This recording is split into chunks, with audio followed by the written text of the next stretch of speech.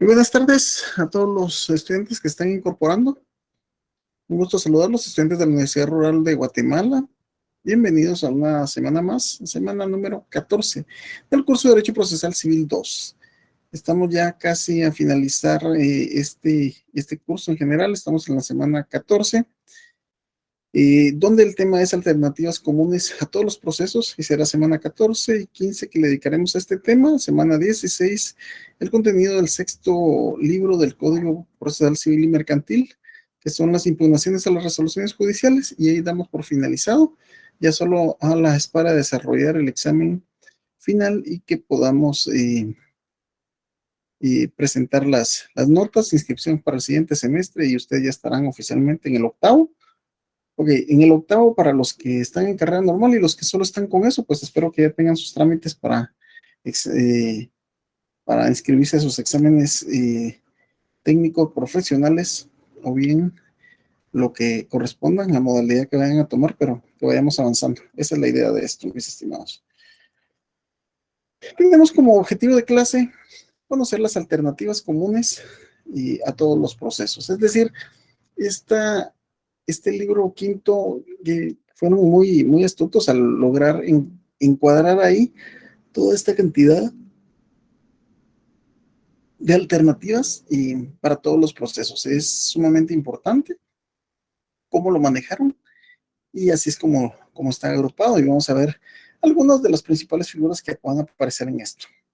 Entonces, dentro de las alternativas comunes a todos los procesos, lo que vamos a estar viendo es, en primer lugar, y nuevamente veamos nuestro código, por favor, porque es la única forma que lo podemos ir conociendo.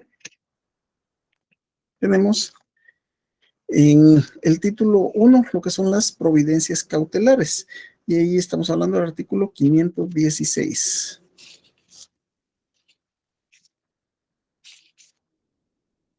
Luego tenemos el título número 2, artículo 538, lo que son las acumulaciones de procesos, artículo 538.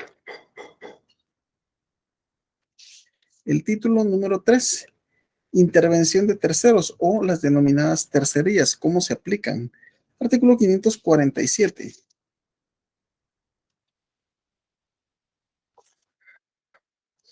Luego tenemos el título número 4. El cuarto, que es inventarios evaluados, consignaciones y costas, refiriéndonos a costas procesales. Está bastante cargado este. Y por último tenemos el título quinto, modos excepcionales de terminar el proceso, y que es el del artículo 581, donde podemos ver que está el desistimiento, caducidad de la instancia. Y así es como está comprendido el tema de las alternativas comunes a todos los procesos.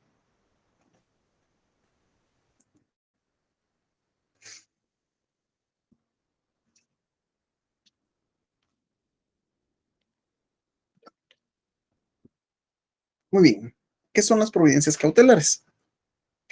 Es cautelar una medida procesal, puesto que sin ser autónomas las mismas, sirven para garantizar el buen fin de otro proceso. Estas medidas a menudo son de urgencia, puesto que el peticionario tiene el derecho de obtener desde el inicio la satisfacción de su derecho sin haberse agotado el conocimiento del juez. Porque en estos casos la urgencia es más importante que la certeza.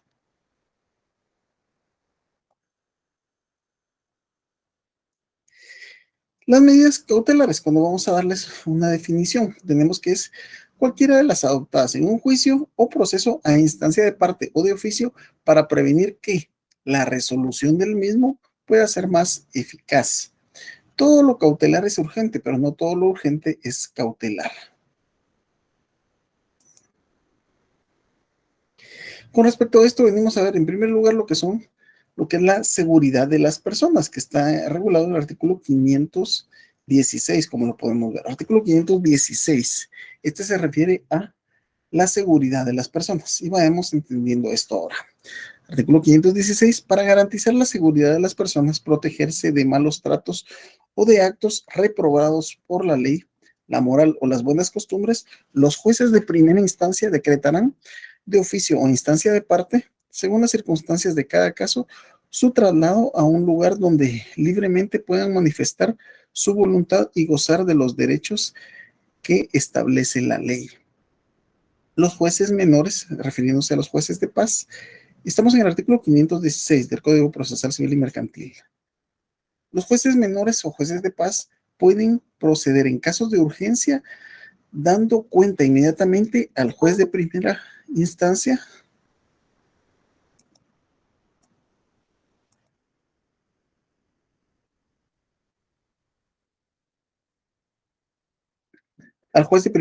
que corresponda con las diligencias que hubiere practicado.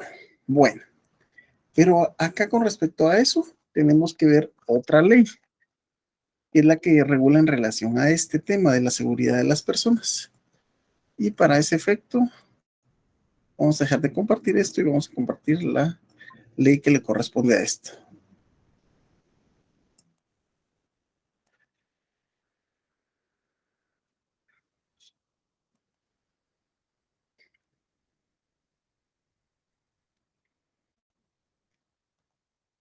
¿Qué ley es esta?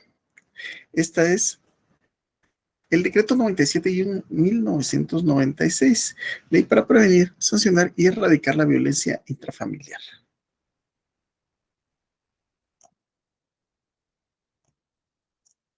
Veamos, pues, así de forma rápida vamos a ir viendo cuál es el objetivo de la ley y por qué tiene que ver con el tema de la seguridad de las personas.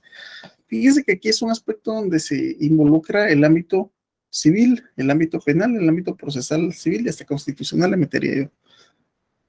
La violencia intrafamiliar constituye artículo 1 de la ley para prevenir, sancionar y erradicar la violencia intrafamiliar. La violencia intrafamiliar constituye una violación de los derechos humanos y para los efectos de la presente ley debe entenderse como cualquier acción o omisión que de manera directa o indirecta causare daño o sufrimiento físico, sexual, psicológico o patrimonial, tanto en el ámbito público como en el privado, a persona integrante de un grupo familiar por parte de parientes o convivientes o exconvivientes, cónyuge o excónyuge con quien se haya procreado hijos o hijas. Eso es lo que previene, eso es lo que requiere esta ley. Y veamos el artículo 2 de la aplicación de la presente ley. La presente ley regulará la aplicación de las medidas de protección necesarias para garantizar la vida, integridad, seguridad y dignidad de las víctimas de violencia intrafamiliar. Así tiene como objetivo brindar protección especial a mujeres, niños, niñas, jóvenes, ancianos y ancianos y personas discapacitadas, tomando en consideración las situaciones específicas de cada caso. Las medidas de protección se aplicarán independientemente de las sanciones específicas establecidas en el Código Penal, Procesal Penal y en el caso de hechos constitutivos de delito o falta. Es decir, estas medidas se van a aplicar independientemente de que la otra persona esté sometida a un proceso. ¿Cómo se presentan las denuncias? La denuncia o solicitud de protección que norma la presente ley podrá hacerse en forma escrita o verbal, con o sin asistencia de abogado o abogada y puede ser presentada por cualquier persona, no importando su edad, que haya sido víctima de acto o constituya violencia intrafamiliar. Cualquier persona cuando la víctima agraviada sufra de incapacidad física, mental o cualquier persona que se encuentre impedida para solicitar la misma. Y aquí nos está desarrollando cuáles son los casos de procedencia. Artículo 4 de las instituciones. Veamos las instituciones que se ven dentro de esto. En primer lugar, el artículo 4 hace referencia al Ministerio Público a través de la Fiscalía de la Mujer, Atención Permanente y Oficina de Atención a la Víctima.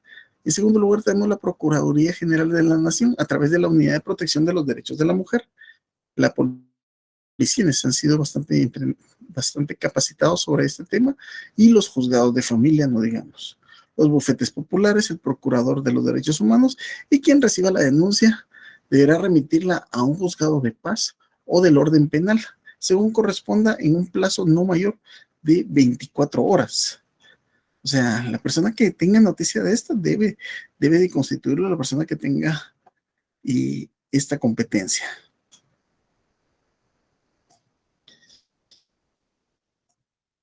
Bueno, veamos lo que regula el artículo 7 de las medidas de seguridad. Además de las contenidas en el artículo 88 del Código Penal, los tribunales de justicia, cuando se trate de situaciones de violencia intrafamiliar, acor acordarán cualquiera de las siguientes medidas de seguridad. Se podrá aplicar más de una medida. Tenemos: ordenar al presunto agresor que salga inmediatamente de la residencia común. Si resiste, se utilizará la fuerza pública. Fíjense que de esta forma muchas veces algunas damas que discuten con la pareja logran que los evacúen de donde están. Pero hay una forma de oponerse, ¿verdad? Tenemos ordenar la asistencia obligatoria a instituciones con programas terapéuticos educativos creados para ese fin, ordenar el allanamiento de la morada cuando por violencia intrafamiliar se arriesgue gravemente la integridad física, sexual, patrimonial o psicológica de cualquiera de sus habitantes, prohibir que se introduzca o se mantengan armas en la casa de habitación cuando se utilicen para intimidar, amenazar o causar daño a alguna persona integrantes de la familia, decomisar las armas en posesión del presunto agresor, aun cuando tenga licencia, suspender provisionalmente al presunto agresor la guardia y custodia de sus hijos e hijas menores de edad, ordenar al presunto agresor abstenerse de interferir en cualquier forma en el ejercicio de la guarda, crianza y educación de sus hijos e hijas. Suspender el presunto agresor el derecho de visitar a sus hijos e hijas en caso de agresión sexual contra menores de edad. Prohibir al presunto agresor que perturbe o intimide de cualquier integrante del grupo familiar.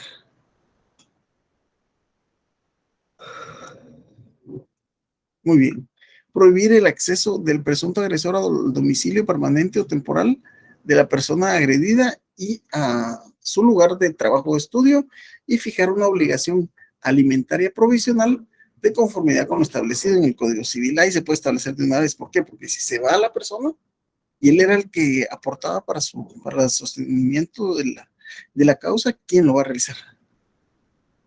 Tenemos también disponer el embargo preventivo de bienes del presunto agresor. Para aplicar esta medida no será necesario ningún depósito o garantía, que lo especifica. Bueno, si se dan cuenta, para los que están perdidos, estamos dentro de derecho procesal civil y mercantil. ¿Y qué es la parte que estamos viendo? ¿Qué es lo que estamos analizando? Estamos analizando la ley para prevenir, sancionar y erradicar la violencia contra la mujer.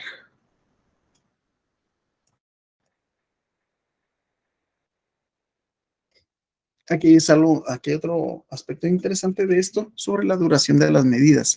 Las medidas de protección no podrán durar menos de un mes ni más de 6, exceptuando la considerada en el inciso C del artículo anterior. Sin embargo, al vencer el plazo y a solicitud de parte, la autoridad competente podrá prorrogarlo.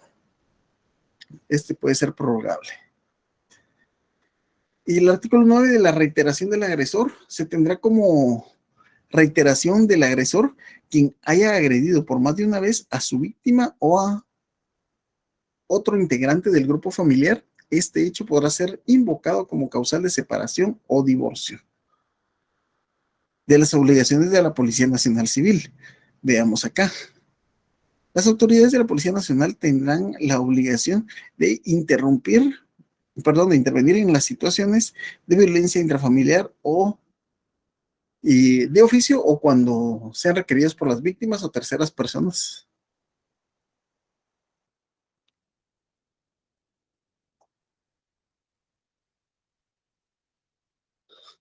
Levantar informe o parte policial sobre los hechos ocurridos, por lo cual deberán de recoger información de familiares. Supletoriedad de la ley. ¿Qué ley se va a aplicar supletoriamente? El artículo 1, en todo aquello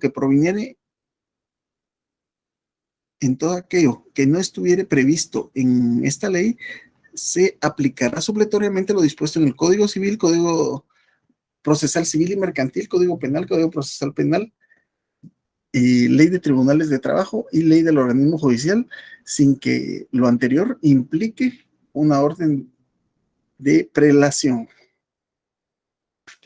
Ahí,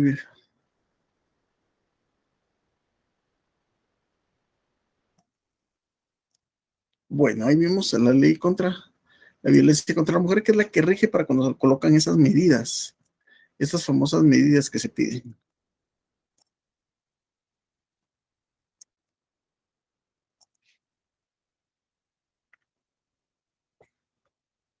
Ok, vamos a seguir. Y dentro de esas son las medidas cautelares, que son la primera, la seguridad de las personas. Luego tenemos medidas de garantía, cómo podemos hacer para garantizar, y estas iban de lo que es el arraigo, anotación de demanda, embargo, secuestro, intervención y las providencias de urgencia. Aquí, del artículo 523 en adelante, contamos con estas.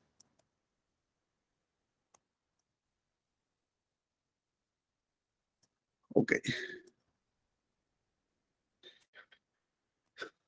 Seguridad de las personas. El objeto de la medida de seguridad de las personas es lo que va a determinar la medida cautelar a aplicar.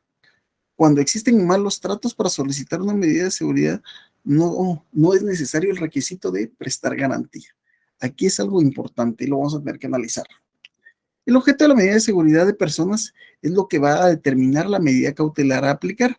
Cuando existen malos tratos para gestionar una medida de seguridad, no es necesario el requisito de prestar garantía. ¿En qué caso es necesario prestar garantía? Eh,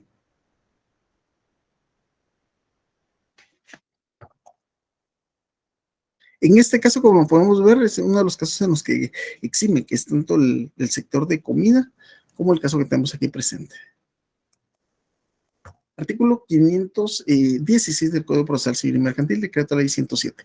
Establece que para garantizar la seguridad de las personas, protegerlos de malos tratos o de actos reprobados por la ley, la instancia, la moral o las buenas costumbres, los jueces de primera instancia decretaron de oficio o a instancia de parte, según las circunstancias de cada caso, su traslado a un lugar donde libremente pueden manifestar su voluntad y gozar de los derechos que la ley establece.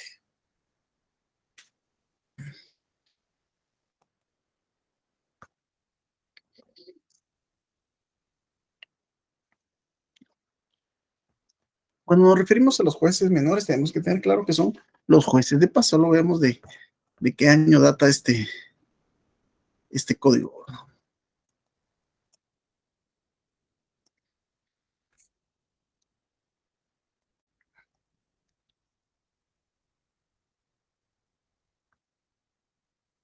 El juez se trasladará a donde se encuentre la persona que debe ser protegida para que ratifique su solicitud, si fuere el caso, y hará la designación de la casa o establecimiento a que debe ser trasladado.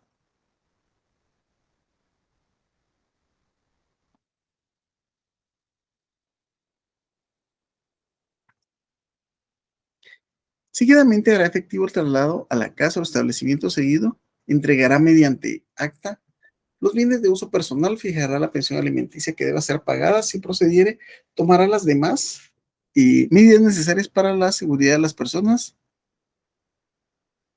y le entregará orden para que las autoridades le presten la protección del caso. Si se tratara de un menor incapacitado, la orden se entregará a quien se le encomiende la guarda a la persona. Bueno, vamos.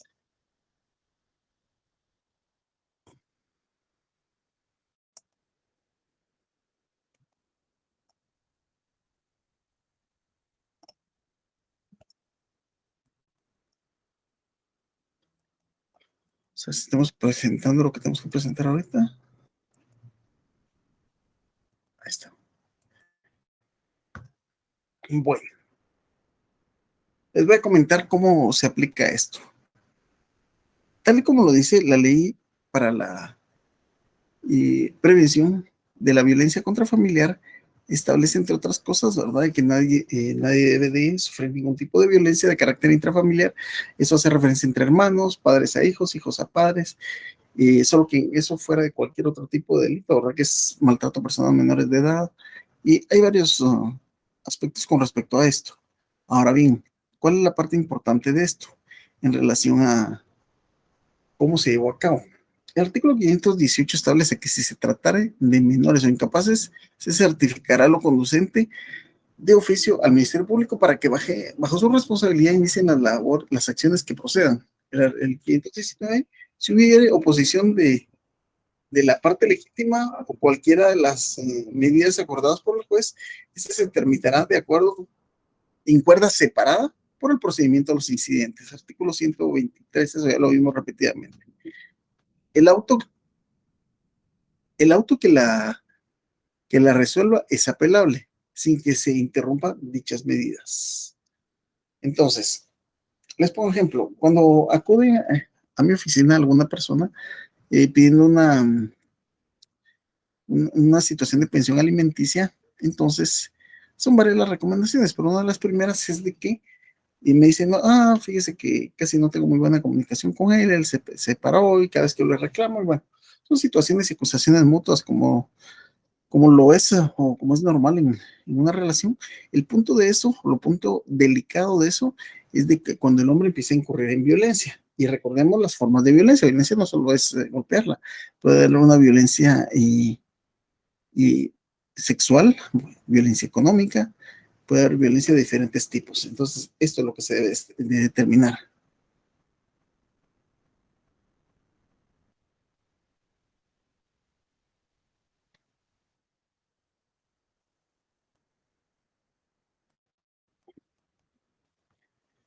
Con respecto a esto, el 520 del Código Procesal Civil y Mercantil, siempre que por cualquier medio llegue conocimiento del juez que un menor de edad o incapacitado ha quedado abandonado por muerte de la persona a cuyo cargo estuviere o por cualquier otra circunstancia, dictará con intervención del Ministerio Público las medidas conducentes al amparo, guarda y representación del menor incapacitado. Ok, solo que aquí, ¿cómo se hace este procedimiento? Esto es lo complicado, ¿verdad? Que el juzgado, que el juez opte de oficio, está delicado. 521. A solicitud de los padres, tutores, guardadores o encargados, el juez dictará las medidas que estime oportunas a efecto de que el menor o incapacitado que haya abandonado el lugar sea restituido al lado de las personas cuyo cuidado o guarda estaba.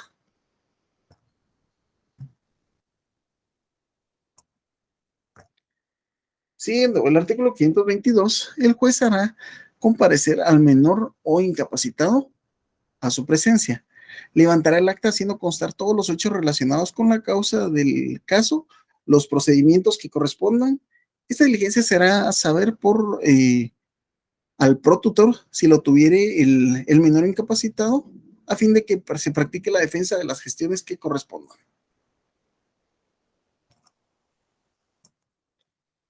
Bueno, antes de pasar al tema del arraigo, necesito que quedemos claros en la ley para prevenir la violencia contra la mujer.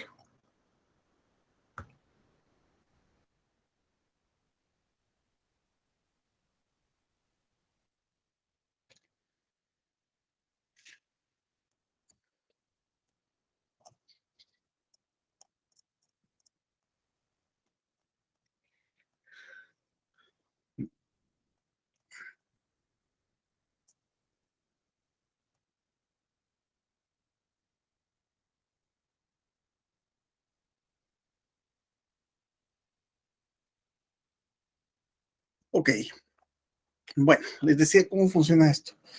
Yo les decía que cuando la gente se va a empezar a hacer una demanda por tema de alimentos, lo que tiene que hacer es no avisarle y no ponerlo sobre aviso. Llegará el momento que se va a enterar, pero mientras tanto es complicado cómo se va a manejar esto.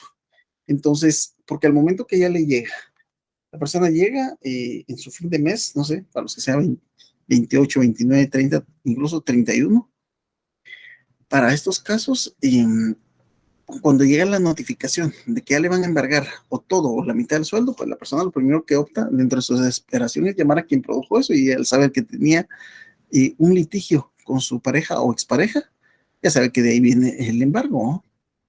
Así es como se maneja esto. Entonces, ¿cómo debe ser? Acudirse al juzgado de paz, que es el que tiene la competencia para esto. Pues de paz tiene la competencia para conocer este tipo de medidas Y si la persona continúa en un ámbito bastante amenazante, pues es donde se solicitan las medidas de seguridad, que ya vimos cuánto es el plazo, y lo colocan. Y después de esto hay que esperar que la persona sea notificada, la persona le notifican, y posterior a esto, pues ya viene la aplicación de las medidas. Se le notifica a la otra parte también que el representante de la empresa pues está realizando las gestiones.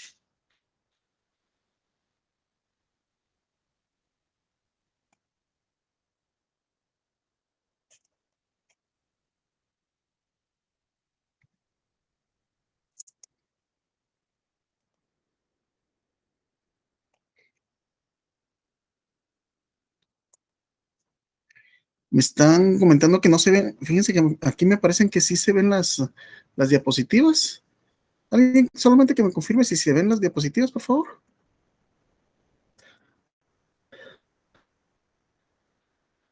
A mí me parece que sí. Bueno, vamos a continuar y pasar a la siguiente.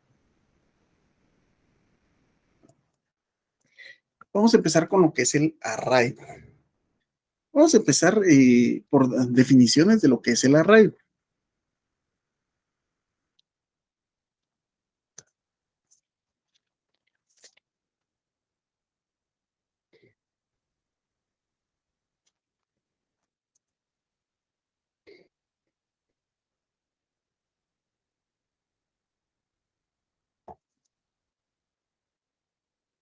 Ok, el artículo 523.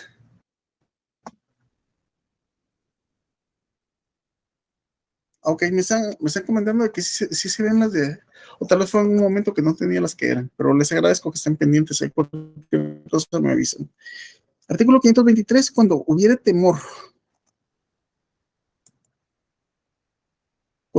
temor de que se ausente u oculta la persona contra quien deba entablarse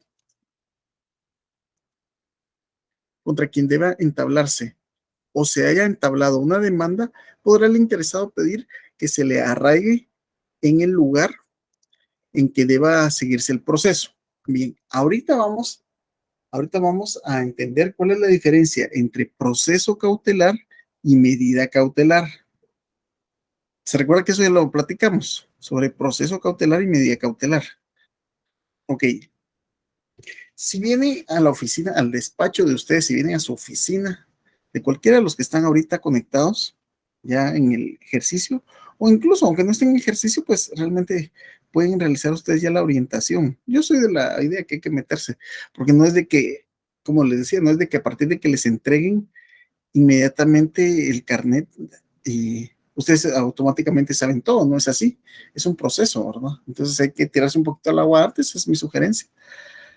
Entonces, viene una señora y dice, mire, fíjese que ahí tuve una discusión y me separé de mi esposo.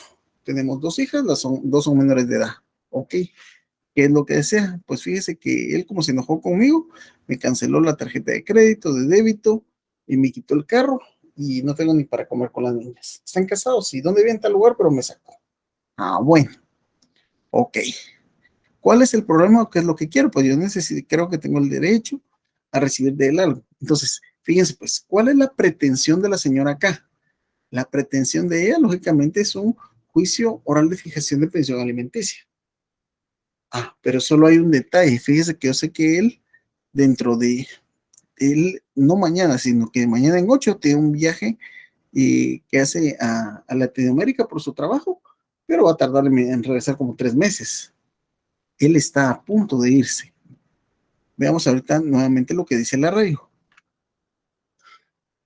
Artículo 523. Cuando hubiere temor de que se ausente u oculte la persona contra quien deba entablarse o se haya entablado una demanda, podrá el interesado pedir que se le arraigue en el lugar en el que deba seguirse el proceso. Entonces, ¿dónde lo vamos a arraigar acá? Va a quedar arraigado en la República de Guatemala para que no salga del país. ¿Y cuál es el procedimiento? Tenemos dos, fíjense pues. Si no tenemos claras las circunstancias para poder solicitar la pensión alimenticia, entonces hacemos un proceso cautelar, donde simple y sencillamente se va a pedir y que él no salga del país. Entonces, con ese oficio, que no se lo comunican a él hasta el momento, se va hacia el Instituto de Migración y con ese aviso que da el juzgado, pues la persona ya está arraigada y no puede salir del país. Bueno, ojo con esto, no puede salir del país salvo qué situación. ¿Puede salir o no puede salir del país quien está arraigado? Una situación en la que sí pueden estar.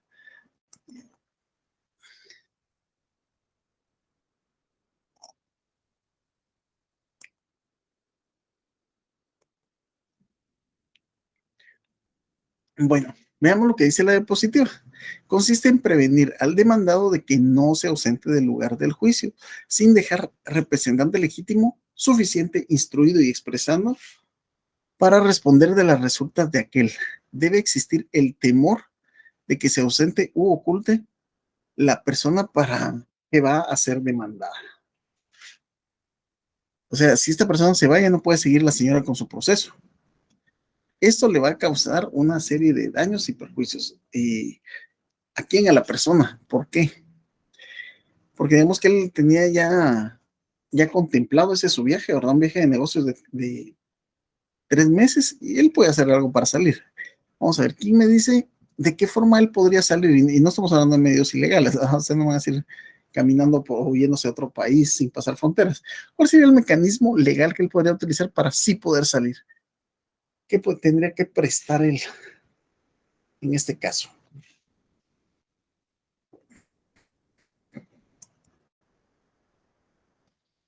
El objeto del arraigo citado por el licenciado Orellana Donis es cuando una persona pretenda salir del país y se quiere sujetarlo a un futuro proceso. Entonces es aquí, como les decía en el caso, lo ponemos como un memorial individual, porque todavía no se pueden, no se tienen a mano todas las pruebas, es un proceso cautelar y en este proceso cautelar se está solicitando el arraigo de la persona. Ok, ¿qué pasa?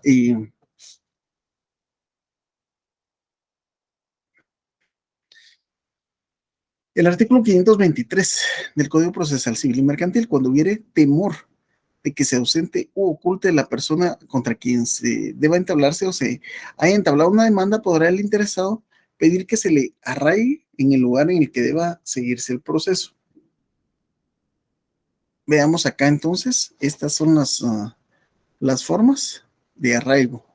Bueno, ahora lanzamos la siguiente pregunta. ¿Y dónde está el fundamento legal? ¿Cuánto tiempo dura el arraigo? ¿En cuánto tiempo sí, dura el arraigo? ¿Y dónde está establecido esto, por favor?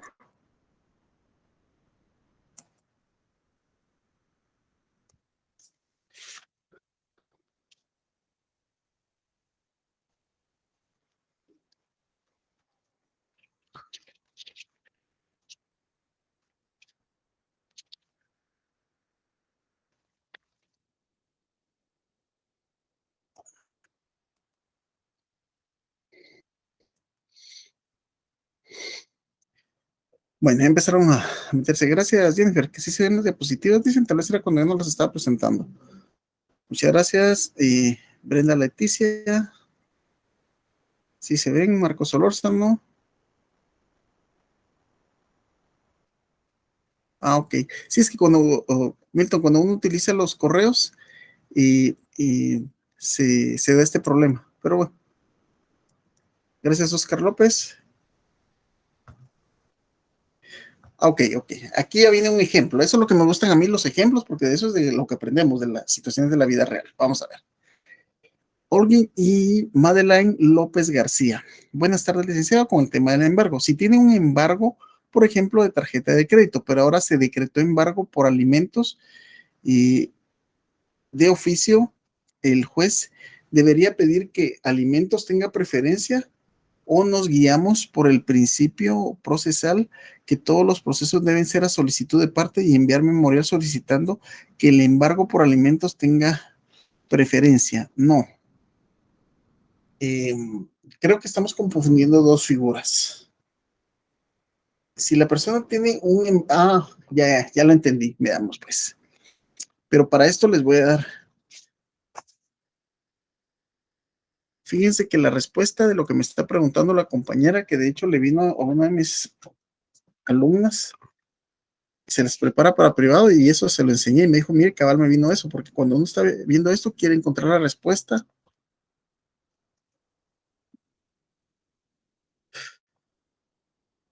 Ahorita les doy la respuesta, mi estimada.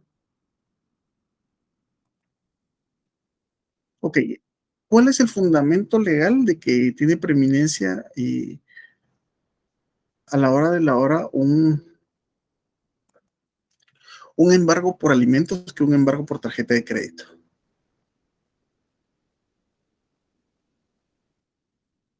Solo que cargue esto que está un poquito lento.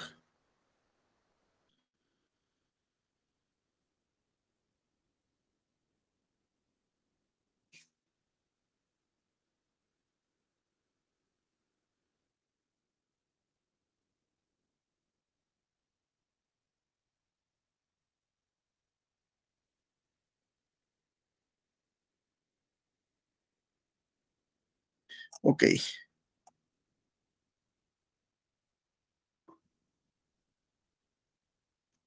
aquí está, se lo voy a poner en pantalla un poquito para responderle a la compañera. Fíjense que esta es una pregunta muy común, a mí me encanta ponerla también, precisamente porque es ese juego de leyes que uno tiene que aprender a saber. Y le agradezco a la compañera Olga Madeleine. ¿Qué es lo que tiene prioridad sobre los embargos?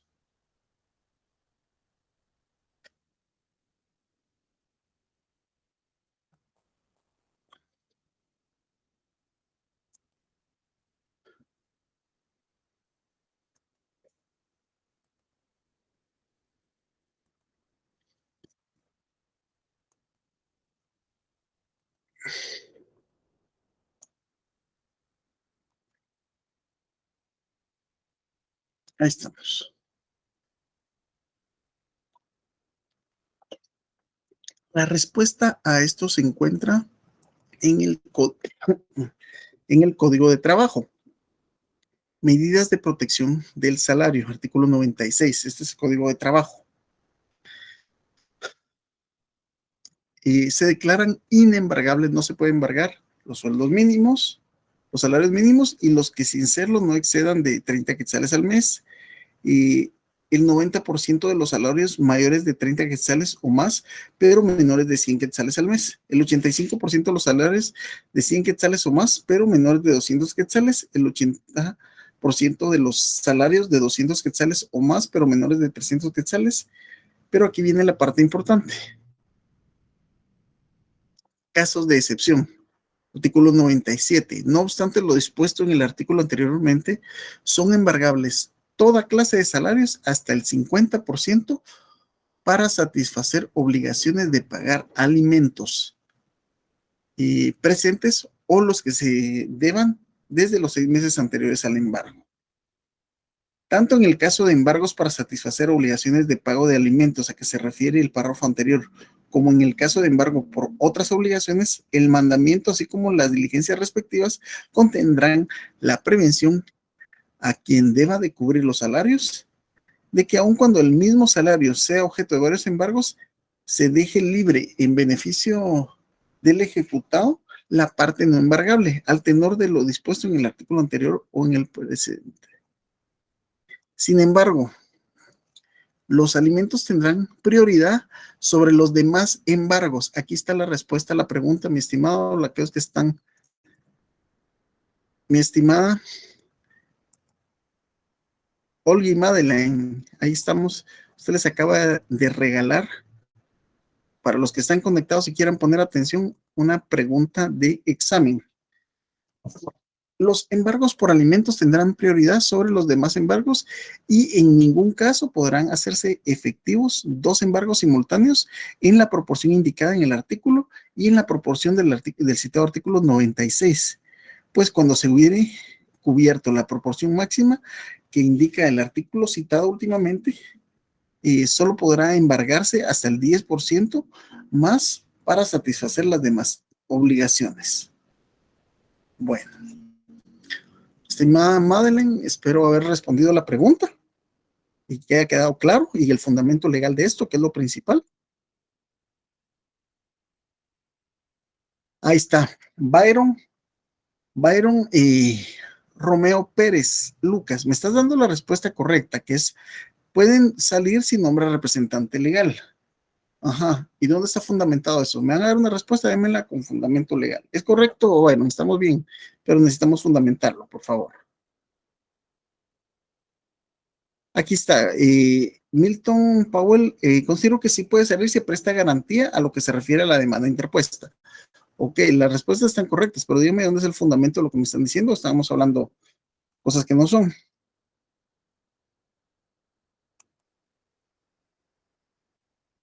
Jeffrey Josué Martínez, el arraigo a que se refiere el artículo 523 del Código Procesal Civil y Mercantil tendrá una duración de 1 año a partir de la fecha en que el mismo quede debidamente anotado en la Dirección General de Migración. Es el artículo primero del acuerdo 15-71. Aunque no encuentre Haroldo Valdemar, no encuentre el fundamento legal, considero que el arraigado puede salir si deja un mandato o poder de representación. Estamos en lo correcto, como lo dijo el compañero, pero busquemos por favor, el fundamento legal. Voy a interrumpir y vamos a proyectar nuevamente lo que tenemos. Por eso es que me quedo perdido ahí con esos temas de clase.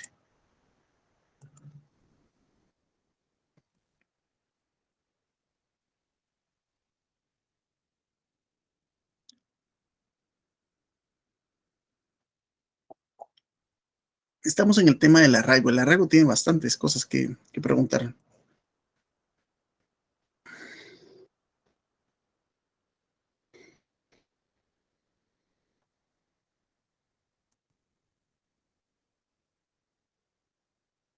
Como decía, el objeto del arraigo, y de acuerdo a lo que he citado por licenciado o magistrado Orellana Donis, es cuando una persona pretende salir del país y se quiere sujetarlo a un futuro proceso. El artículo 523 del Código Procesal Civil y Mercantil, cuando hubiere temor de que se ausente u oculte la persona contra quien deba entablarse o se haya entablado la demanda, podrá el interesado pedir que se le arraigue en el lugar en el que deba seguirse el proceso.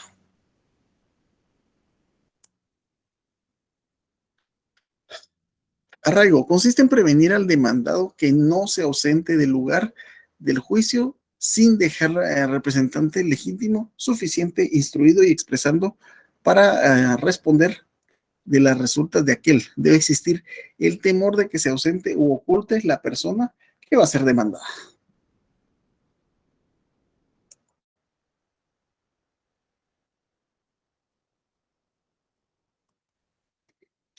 El arraigo. Bien. El arraigo de los que están bajo patria potestad, tutela o guarda o al cuidado de otra persona solicitado por sus representantes legales se decretará sin necesidad de garantía, siendo competencia cualquier juez y producirá como único efecto mantener la situación legal en que se mantiene, en que se encuentre el menor o incapaz. Artículo 524. Seguimos con el tema del arraigo.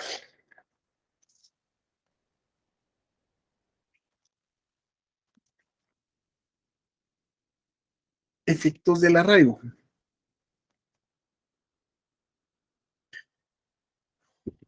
Al decretar el arraigo, el juez prevendrá al demandado que no se ausente del lugar en que se sigue o haya de seguirse el proceso, sin dejar apoderado, ahí está, sin dejar apoderado que haya aceptado expresamente el mandato y con facultades suficientes para la prosecución y fenecimiento del proceso, y en su caso, sin llenar los requisitos del párrafo siguiente. Vamos a ver lo que dice el párrafo siguiente, el segundo párrafo del artículo 524.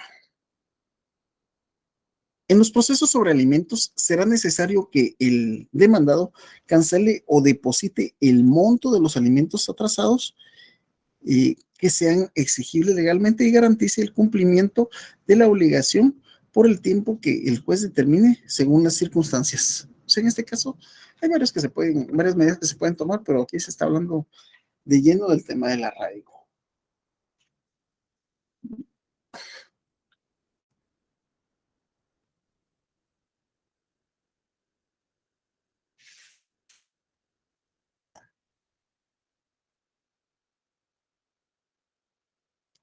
Ok.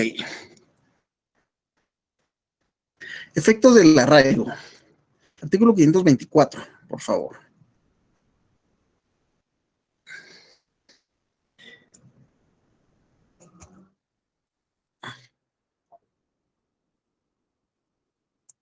Vayan anotando los fundamentos legales, por favor. Tiene una duración de un año el arraigo. Eso está en el artículo 523. Pero, mi estimada Jennifer, el fundamento no es el 523. El fundamento es el decreto que habla sobre la ley de arraigo, que se conoce. Y la ley de arraigo está contenida en el decreto número 15-71, artículo segundo, perdón, artículo primero, que regula el arraigo a que se refiere. El artículo 523 del Código Procesal Civil y Mercantil tendrá una duración de un año. Ese es el fundamento, no es el 523, sino que es el artículo que hace referencia al 523. Ojo con eso, no lo confundamos, por favor. 524 debe pagar los alimentos atrasados y entregar garantía, por ejemplo, bienes. Otorgar mandato que haya sido expresamente aceptado, por lo que el mandato tácito no aplica. Es correcto, Olga Madeleine. Eddie Andrés Morales. Eddie, ¿cómo estamos de calor por allá? Me imagino que está interesante. Si yo aquí donde estoy, miren, solo que no os puedo poner así mi gran ventilador que tengo a la par. En el artículo 523, el arraigo tendrá una vigencia de un año, pero no es el 523, segunda vez que lo digo.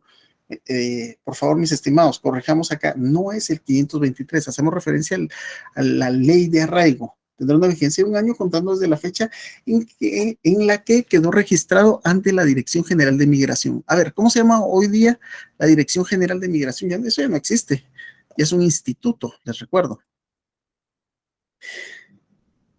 Brenda Leticia Román, artículo 310, reducción del embargo. Se puede también reducir el embargo, eso depende. Son procedimientos que se pueden hacer. ¿Es correcto, Brenda Román? Artículo 524, efectos del arraigo. Y Haroldo Valdemar Rodas. Y estos son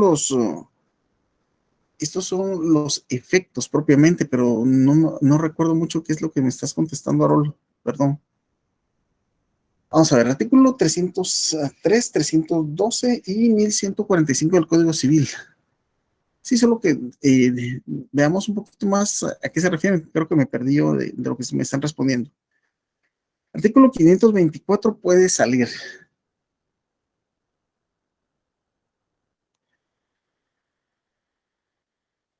Ok, sí puede salir. Estamos en lo correcto, mi estimado Eddie. 524. Base legal para salir del país con arraigo, artículo 524. Ahí estamos. Milton, muchas gracias.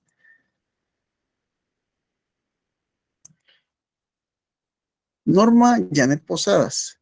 Ya todos estamos de acuerdo en que debe dejar un mandato con representación para ello y así poder salir del país. Sin embargo, este lo tiene que autorizar el juez. Ah, es correcto. Es correcto porque eso se tiene que solicitar una medida para hacer un cambio de medida de un proceso cautelar. Dentro de un proceso cautelar o dentro de una medida cautelar se tiene que solicitar. O sea, no crean que...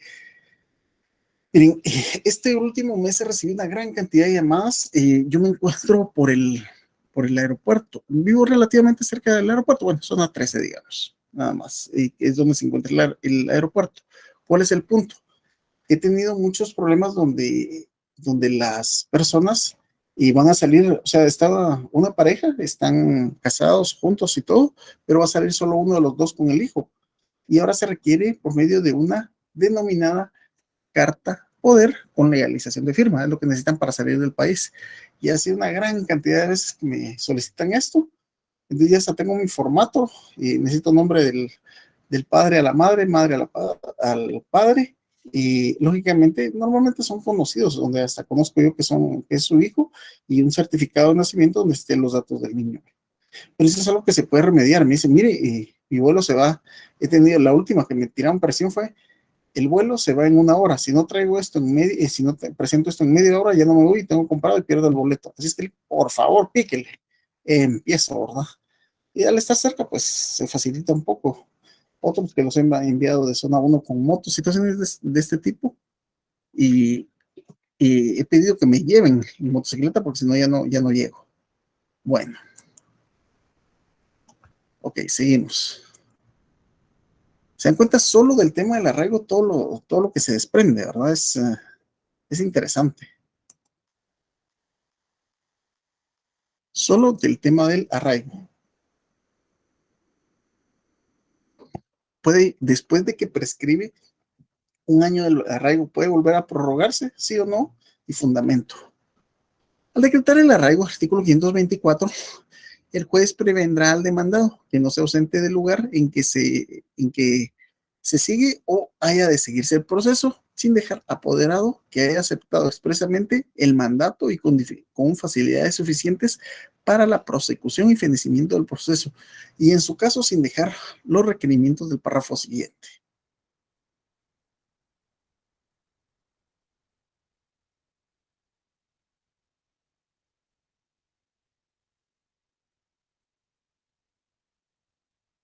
524, si la persona puede salir del país.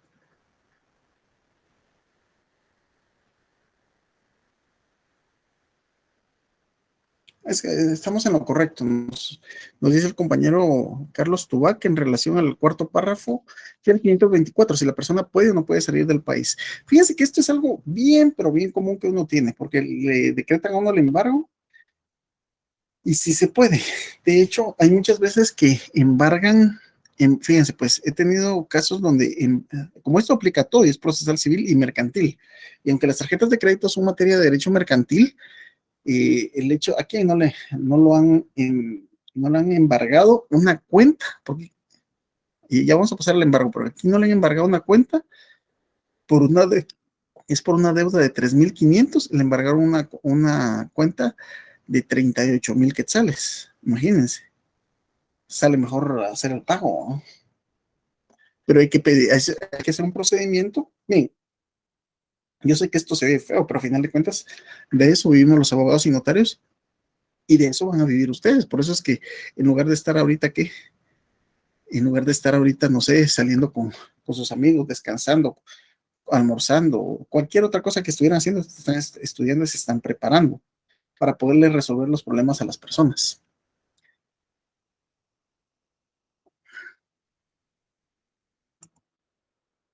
Arraigo. Ok. Después de esto, dudas con respecto al... Ahí estamos. La última, una pregunta de Milton. Milton Powell. ¿Qué pasa si a alguien se le decreta arraigo y para salir del país deja apoderado y un garante, una persona que pagará las futuras pensiones alimenticias, y un par de meses después el garante deja de pagar? ¿A quién debe procesarse el caso si el obligado aún se encuentra fuera del país? Sin lugar a dudas, la otra persona adquirió como tal y como lo decís, es el garante. A él porque el garante no solamente va a venir a decir, mire, yo soy garante porque soy amigo de él, porque lo conozco, porque es mi amigo, mi cuate, mi vecino, estudiamos juntos en la universidad. No, el garante tiene que llevar eso y tiene que presentar alguna garantía. La garantía puede ser, por ejemplo, miren, lo que normalmente piden es que trabaje en el Estado. ¿Por qué? Porque una persona que trabaja en el Estado tiene un depósito al banco que ustedes ya saben. Entonces eso está garantizado. Entonces a la hora de la hora el embargo se va sobre él al ser garante y todos estamos en la normalidad, aunque el otro ande por allá por donde ande, pero lo van a embargar a él. Y asume la responsabilidad hacia las veces de él. Eso es lo que pretende la ley con esto. Ok. Seguimos entonces ahora con lo que es el arraigo. De las medidas que hemos visto, vimos inicialmente lo que es las medidas de seguridad, ya vimos su relación con la ley para prevenir, sancionar y erradicar la violencia intrafamiliar. Vimos los plazos, ahí se recuerdan que vimos los plazos, cuánto es el mínimo y el máximo, se los dije. Por favor, hay que tomar en cuenta que les dije esos datos y que sí lo tocamos en clase. Y afortunadamente esto está siendo grabado, vamos a ver. Sí, está siendo grabada esta clase, entonces mis estimados, por favor, les estoy compartiendo esa información, independientemente que se los haya pedido por ahí, en algún lugar, no sé, a veces no recuerdo si fue por tema de algún examen o algo por ahí se los pedí, pero es necesario que lo entiendan. Bueno, tal vez son un tema que se me olvidó. Fíjense que cuando hablamos de este tipo de temas, suelen decirme, mire, pero el tema de, el tema, la ley, esta ley, la ley contra el femicidio y otras formas de violencia contra la mujer es utilizada. Esta semana acudí a una declaración testimonial donde fue citada una persona y que por temas laborales, les pongo el caso para que se ubiquen ustedes están desempeñando alguna función en un trabajo, ¿verdad? Y como parte de su función, ustedes tienen que reportar que X persona, en este caso un hombre, está reportando que una dama y pues incumple su trabajo y efectivamente se levantan actas, se hacen todos los procedimientos de ley para evidenciar que efectivamente estaba haciendo así. Pero resulta que cuando empezaron a gestionarse esas actas, lo que hizo fue colocarle una denuncia por violencia contra la mujer en su manifestación psicológica, porque él le había dicho que la despreciaba y que como que le caía mal. Y yo acudí junto con la persona denunciada, es una persona de la tercera edad, y donde se verificó que no eran situaciones de acoso, no eran situaciones de ese tipo, pero yo lo que le pedí es de que él me llevara todas las copias de las llamadas de atención que ella había tenido, que ni siquiera eran llamadas de atención de él, sino que realmente ella tenía un problema de conducta, lo presentó y como producto de eso, pues lo que se dio cuenta la fiscal es de que ahí no hay violencia, es un tema administrativo, ¿verdad? Ahora bien, con el tema de las medidas de seguridad, cuando a veces les pongo un ejemplo, yo trabajo junto con otra compañera y los dos trabajamos en el mismo lugar X, en la misma oficina. Y ella me pone medidas de seguridad porque dice que yo la estoy acosando, la estoy queriendo violentar. Pero si me ponen medidas de seguridad que no me puedo acercar a ese lugar donde ella trabaja y yo trabajo ahí, que se está violando mi derecho al trabajo. O sea, si yo, no dejo trabajar, si yo ya no llego a trabajar ahí, pues o no gano o me van a dar. Entonces, por eso es que uno se puede oponer a las medidas de seguridad. ¿Cuál es el plazo para ponerse las medidas de seguridad? Y lo que me da risa es que los primeros que van a contestar no son los que lo van a ver en la ley, sino que los que ya les ha pasado eso. ¿Cuál es el plazo para oponerse? Sí se puede oponer uno y se opone en la vía incidental y eso debe de probarse. Solo se me había olvidado ese tema con respecto a... Ok, vamos a seguir entonces. Vean que cómo fue agarrando calor un poquito más el tema acá. En los procesos sobre alimentos será necesario que el demandado cancele o deposite el monto de los alimentos atrasados que sean exigibles legalmente y garantice el cumplimiento de la obligación por el tiempo que el juez determine según las circunstancias. En los procesos por deudas provenientes de hospedaje, alimentación o compras de mercadería al crédito, el demandado deberá prestar garantía por el monto de la demanda. También deberá de prestar esa garantía el demandado que hubiere librado un cheque sin tener fondos disponibles o que dispusiere de ellos antes de que transcurra el plazo para que el cheque librado sea presentado al cobro. Dentro de esto existe una figura que ustedes la conocen, cuando una persona da un cheque sin fondo por motivo de pago, y saben que aquí estamos ante la figura una figura de derecho penal que se llama la estafa mediante cheque. De hecho, es una situación que recomiendo, ¿verdad? Miren, mire, mira, le voy a prestar a tal dinero y cómo puedo garantizar que me lo va a pagar. Garantizar no puedes, pero al menos el hecho de que te gire un cheque para esa fecha.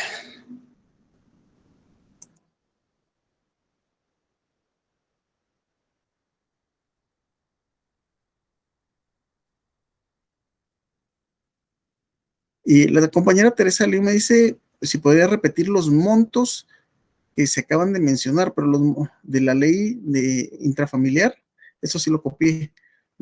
¿Qué montos? Solo se me especifica, mi estimada Teresa, de qué montos estamos hablando, por favor. Ok, seguimos. Siempre en el tema del arraigo, apersonado en el proceso el mandatario, prestada la garantía de satisfacción de los jueces en los casos a que se refiere el párrafo anterior y cumplido en su caso lo relativo a alimentos atrasados, se levantará el arraigo sin más trámite. Vean todo lo que se tiene que hacer. Que se haya apersonado al proceso el mandatario, pero veamos pues, El asunto es que por eso les ponía el ejemplo de cuando una persona ya está allá, no es como llevar una carta a poder o llegar a que me firme la carta a poder, no es lo mismo, no es lo mismo porque una carta a poder pues se facciona relativamente rápido, se legalizan las firmas y si es diestro uno anda cargando sus sellos, firmas, la firma, legaliza y la lleva o la manda. ¿Dónde se autoriza a salir al niño tal y tal? Con eso no hay problema. Pero en el caso de un mandato implica es un contrato solemne y como es un contrato solemne es en escritura pública. Se facciona en escritura pública, luego se tiene el testimonio, pero después ¿qué se hace se lleva al archivo para que lo registren en el Archivo General de Poderes, del Archivo General de Protocolos? Entonces, eso lleva un tiempo, pagos, aranceles y tiempo de eso, ¿verdad? En el mejor de los casos, que no se lo rechacen a uno por alguna situación. Entonces, no es tan simple esta situación. Si el mandatario constituido se ausentara de la República o se posibilite para comparecer en juicio, el juez, sin formar artículo, nombrará a un defensor judicial del demandado. Tanto el mandatario constituido como el defensor judicial tendrán en todo caso, por ministerio de la ley, todas las facultades necesarias para llevar a término el proceso de que se trate. Ahí se lo está dando.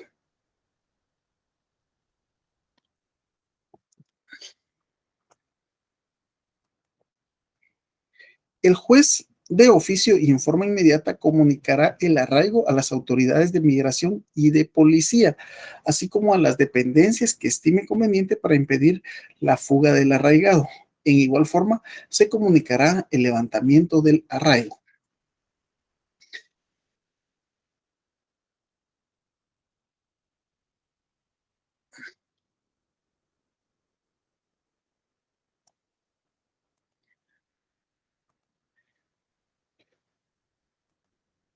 Artículo 525, Código Procesal Civil y Mercantil. El arraigado que quebrante el arraigo o que no comparezca en el proceso por sí o por representante, además de la pena que merezca por su inobediencia, será remitido a su costa al lugar de donde se ausentó indebidamente o se le nombrará defensor judicial en la forma que previene el artículo anterior, que es el 524, para el proceso en que se hubiere decretado el arraigo y para los demás asuntos relacionados con el litigio. Seguimos con el arraigo. El decreto número 15-71 del Congreso de la República de Guatemala regula acerca de tiempo de duración del arraigo y de su caducidad para los efectos del orden administrativo. Vamos ahorita con otra de las medidas cautelares. Y esta lo tenemos que entender también. Fíjense que yo estoy pensando que en el examen final mejor les voy a poner así como casitos, casitos pequeños, ¿verdad? Puede una persona, o sea, si una persona puede, llega y se presenta, puede remediar el tema del arraigo, cómo puede arreglarlo, lo del mandato, así es como se arregla eso. Anotación de la demanda, artículo 526. Cuando se discuta la declaración, constitución, modificación o extinción de algún derecho real sobre un inmueble, podrá el actor pedir la anotación de la demanda de acuerdo a lo dispuesto en el Código Civil.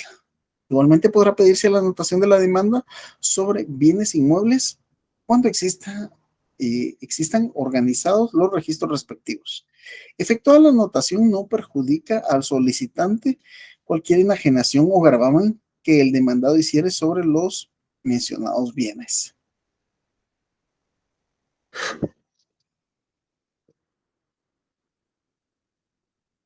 De acuerdo al autor César Balaguer, quien cita al tratadista Palacio para definir esta medida diciendo que es una medida cautelar de carácter conservativa y pretende que cualquier enajenación o gravamen posterior a la anotación que se efectúe sobre el bien inmueble o bien mueble o inmueble registrable no perjudique el derecho del solicitante. Ya, si sabemos que tenemos en litigio algún tipo, se hace una anotación de demanda y ya no se puede, es como una inmovilización, no es lo mismo. O sea, la inmovilización de bienes es un proceso que se hace en el registro de la propiedad, donde como su nombre lo dice, es por 3 años y hay un costo, para eso. Ese es el proceso de inmovilización. Pero en este caso, la anotación de demanda es precisamente la gente se percata de que tiene anotada una demanda y al ver que tiene anotada una demanda, pues ya no puede hacer eh, una un traslado de dominio, ¿verdad? Es como decir, estás flechado, está señalado de que no se puede transigir con ese tipo de bienes. ¿Por qué? Porque tiene una anotación de demanda y hasta que no se levante eso, no pasa nada.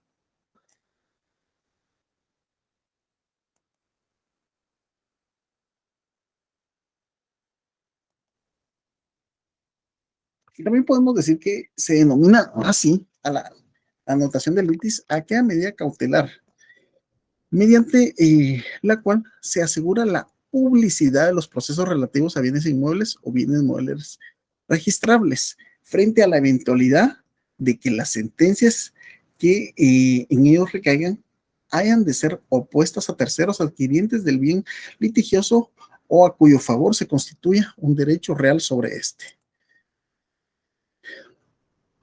La anotación de demanda es aquella que se decreta cuando se discute la declaración, constitución, modificación o extinción de algún derecho real sobre un inmueble, pero está anotada en este caso, en esta inscripción de la que estamos haciendo referencia. Pasamos a lo que es el embargo, como otra medida cautelar. Es un acto procesal por virtud del cual se aseguran determinados bienes según la naturaleza de los mismos para que estén a las resultas del juicio.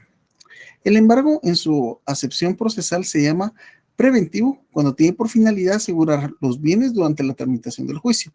Para enriquecer las definiciones anteriores, considero acertada y sencillamente clara la siguiente. El embargo procede sobre los bienes de una persona cuando lo que se está litigando es una cantidad líquida y exigible. Hablamos de dinero. Surge la figura del embargo en lo cual se va a garantizar el cumplimiento de la obligación adquirida. A eso se refiere el embargo. Y eso pues ha sido mucho más sencillo de entender. Se embargan las cuentas y a la también se embargan y bienes inmuebles de todo tipo. En la legislación guatemalteca se encuentra contemplado en el artículo 527, podrá decretarse precautoriamente el embargo de bienes que alcancen para cubrir el valor de lo demandado, intereses y costos para cuyo efecto sean aplicables los artículos referentes a esta materia, estableciendo para el proceso de ejecución. Bueno, aquí es donde hace referencia a este.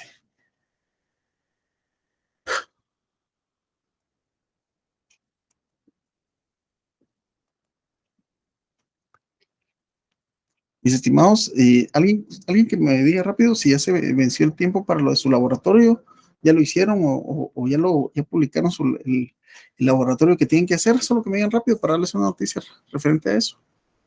Es decir, ya les dijeron en qué consiste el laboratorio, eso sí ya sé, pero si ya se los practicaron, el de las preguntas, no he verificado eso. Cualquiera que me mande esa info, por favor.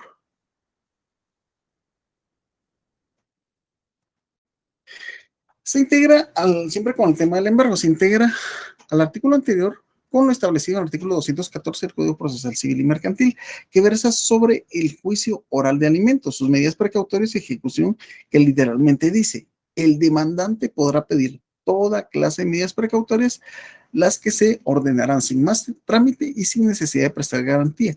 Si el obligado no cumpliere, se procederá inmediatamente al embargo y remate de los bienes bastantes para cubrir su importe o al pago si se tratara de cantidades en efectivo.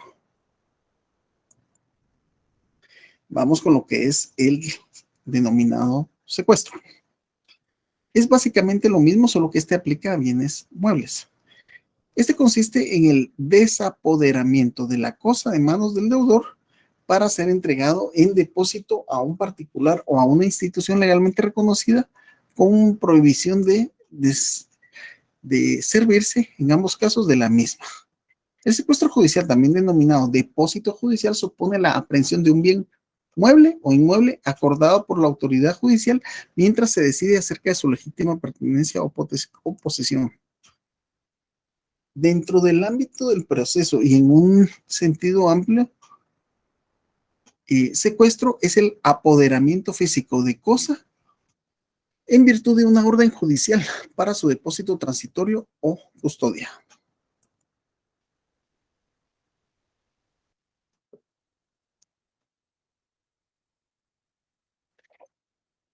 Vamos a chequear los correos.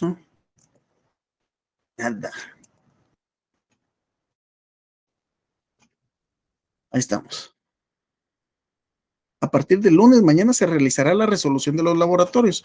Por ahora solo está el tiempo para investigarlo. Muchísimas gracias, Milton. Bueno, les vamos a dar un tip para esto. Con respecto a eso, los laboratorios, en mis clases, lo que me interesa es que lean la ley. Si les estoy colocando hacer esquemas, no es que yo los voy a poner a hacer un esquema, es que necesito que sepan cuáles son los plazos y dónde buscarlos. Que aprendan, este es un laboratorio para que aprendan a usar su ley. La mayoría de preguntas van en relación a plazos o a lo que aplica la ley. Así es que estudiar su ley, pues, mis estimados. Gracias a los que me respondieron.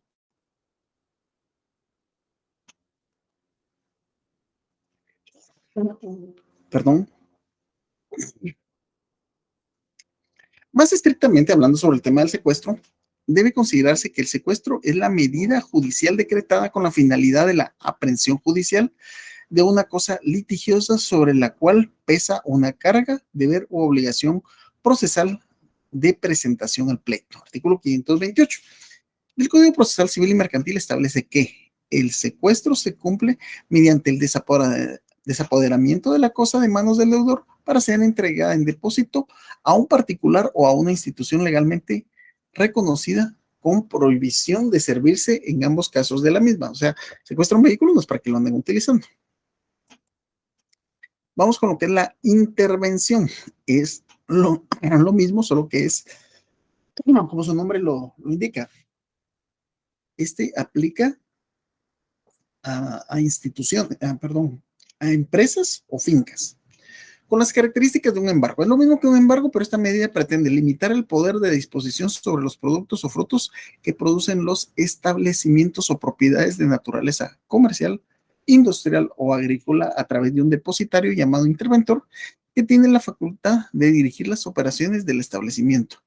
La finalidad de esta medida es con el objeto de evitar que los frutos puedan ser aprovechados indebidamente, sino que lo que se pretende es el pago de una obligación. Se explica lo anteriormente expuesto de que la intervención trata de que no se interrumpan las actividades propias del establecimiento, evita que se apropien los frutos para con ello lograr garantizar la obligación contraída.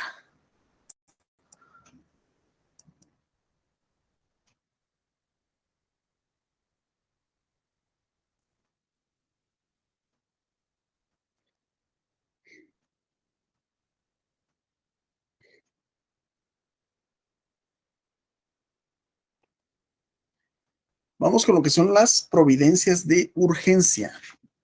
Veamos que las providencias de urgencia están reguladas en el artículo 530, fuera del Código Procesal Civil y Mercantil. Fuera de los casos regulados en los artículos anteriores, es decir, todo lo que tiene que ver del embargo, anotación de demanda, secuestro, intervención, todos los demás, quien tenga fundado motivo para temer que durante el tiempo necesario para hacer valer su derecho o a través de los procesos instituidos en este código, se haya en tal derecho amenazado por un perjuicio inminente o irreparable, y puede pedir por escrito al juez las providencias de urgencia que según las circunstancias parezcan más idóneas para asegurar provisionalmente los efectos de la decisión sobre el fondo. Es decir, que se puede pedir cualquier otro tipo, lógicamente se tiene que pedir por escrito, pero algo que valga la pena, no sé, en un momento determinado. Y yo, medidas precautorias de este tipo, puse en un momento que se cerrara una puerta, fíjense, era una medida precautoria para evitar esto. Y vamos con el tema de la garantía, artículo 531, esto lo debemos de entender bien. con respecto a la garantía. Artículo 531. De toda providencia precautoria queda responsable el que la pide. Por consiguiente, son sus cargos son de su cargo las costas, los daños y los perjuicios que se casen. Ya no será necesario y, y no será ejecutado tal providencia y si el interesado no presta garantía suficiente a juicio del juez que conozca el asunto.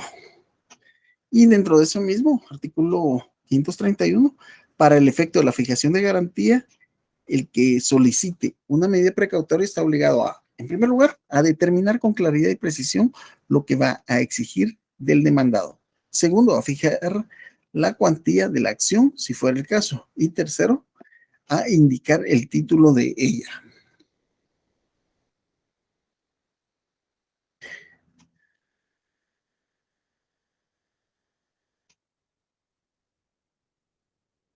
Muy bien. Llevamos a la fase de las preguntas. Se dan cuenta, las preguntas siempre sumamente sencillas y para las preguntas que ustedes tengan me interesaría.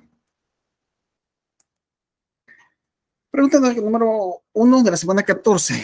¿Cuánto es lo menos que puede durar las medidas de seguridad en tiempo? Y 14.2, segunda pregunta.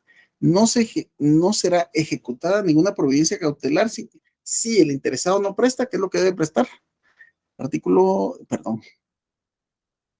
Pregunta 3, siempre la semana 14. Ejecutar la providencia precautoria, el que la pidió deberá entablar demanda en qué plazo. Siempre de la semana 14, la número 4.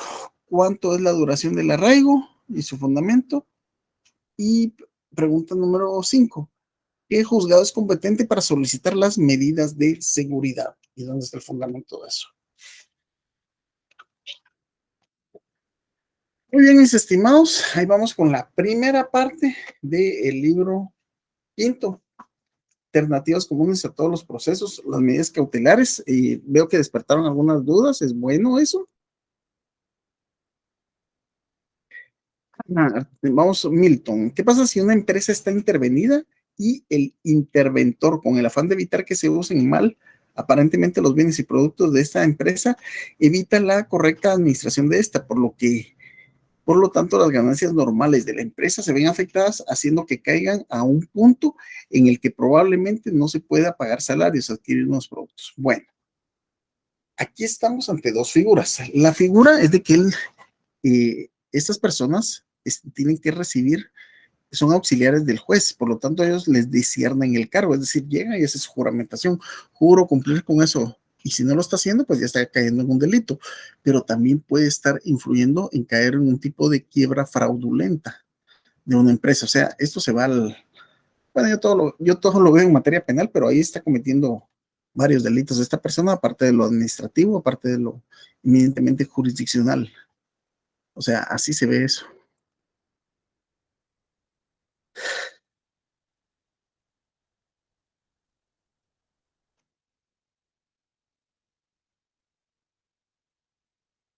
Ok,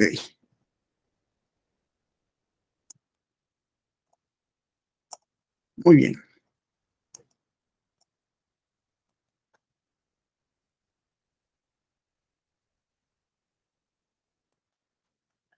Muy bien, mis estimados.